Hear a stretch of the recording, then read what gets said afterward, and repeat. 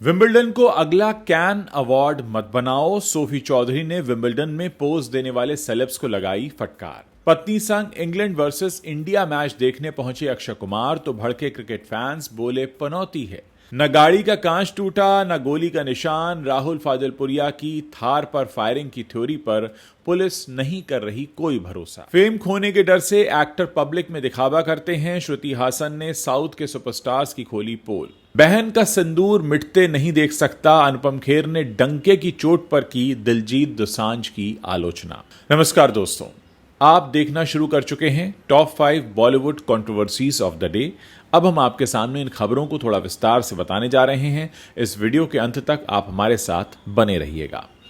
देखिए, 30 जून से 13 जुलाई तक लंदन के ऑल इंग्लैंड क्लब में चले विंबलडन में इस बार बॉलीवुड सेलिब्रिटीज और सोशल मीडिया इन्फ्लुएंसर्स का हुजूम देखने को मिला।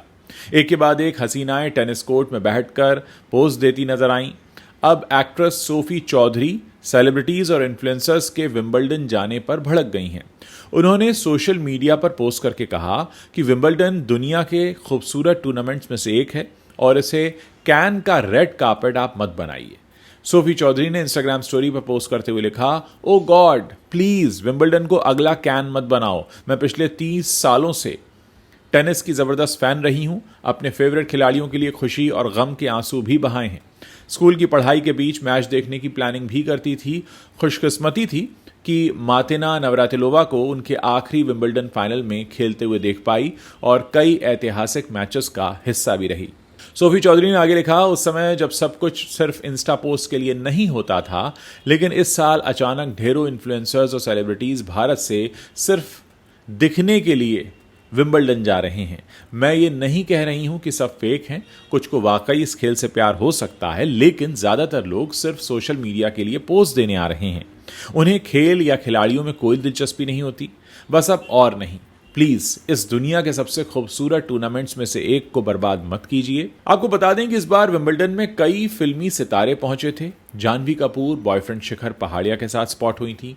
सोनम कपूर पति आनंद आहूजा के साथ दिखाई दी। इसके अलावा जैकलिन फर्नांडिस, उर्वशी रौतेला, अवनीत कौर, नीना गुप्ता और प्रीति जिंटा समेत कई सितारों को विंबलडन में पोज देते देखा गया। जावेद अख्तर और शबाना आजमी भी यहां हर साल की तरह पहुंचे थे। बॉलीवुड एक्टर अक्षय कुमार और ट्विंकल खन्ना लॉर्ड स्टेडियम में इंडिया वर्सेस इंग्लैंड का मैच देखने के लिए पहुंचे थे।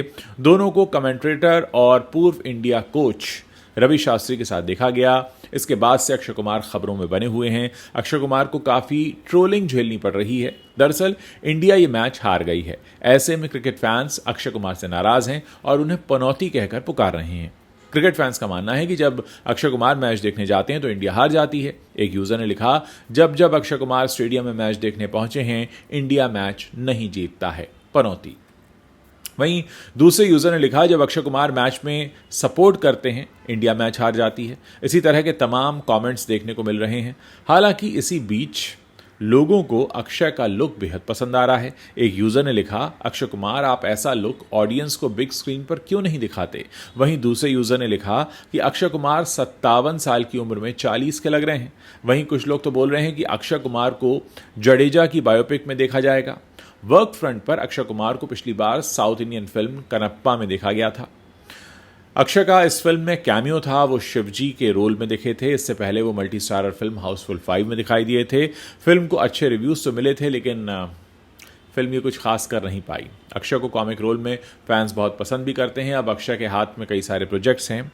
वो Bhoot Bangla, Welcome to the Jungle, Hera Pheri 3, Jolly LLB 3 और वेदत मराठे वीर दौड़ले 7 इस फिल्म में दिखाई देंगे।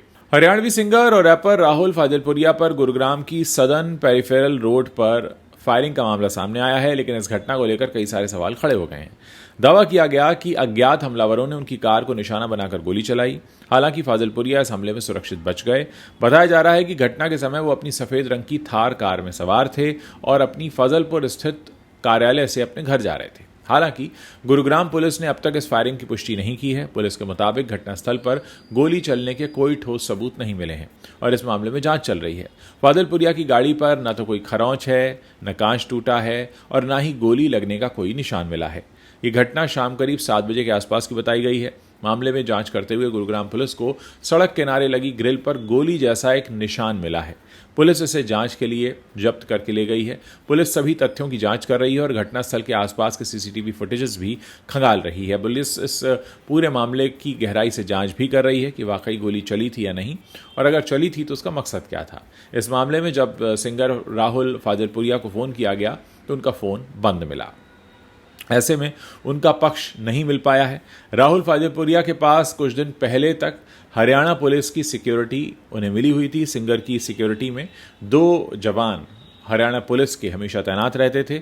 धमकी मिलने के बाद राहुल ने पुलिस से सिक्योरिटी मांगी थी। कुछ दिन पहले ही हरियाणा पुलिस ने सिक्योरिटी अपनी वापस ले ली थी और अब उन पर फायरिंग होने की घटना ये सामने आई है। बात करेंगे साउथ इंडियन फिल्म इंडस्ट्री की, जहां से श्रुति हसन का एक बेहद मज़ेदार बयान सामने आया है। श्रुति हासन साउथ इंडस्ट्री की पॉपुलर एक्ट्रेस हैं। उन्होंने कई शानदार फिल्में की हैं। श्रुति ने हाल ही में अपनी प्रोफेशनल और पर्सनल लाइफ को लेकर एक रिएक्शन दिया है। रणवीर अलाहाबादिया के पॉडकास्ट में श्रुति हासन ने कहा, साउथ के स्टार्स को लगता है कि अगर वो विनम्र नहीं रहे तो उनके हाथ से सारा फेम चला जाएगा। श्रुति ने बताया कि विनम्रता हमेशा आपकी पर्सनैलिटी का रिफ्लेक्शन नहीं होती, बल्कि कभी कभी सक्सेस खोने के डर से भी ये होता है। श्रुति ने बताया कि ऐसे एक्टर्स में एक डर होता है।